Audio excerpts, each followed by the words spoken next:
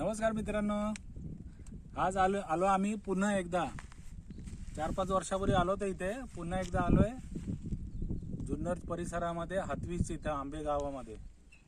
इथं ते दगड आहेत ज्यांचा आवाज मेटल असल्यासारखा येतो, म्हणजे जे धातू आहे. दाखवतो तुम्हाला मी.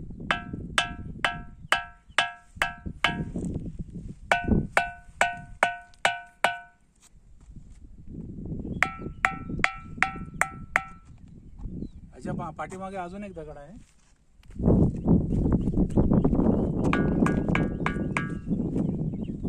दगडांमध्ये लोहाचं प्रमाण जास्त आहे.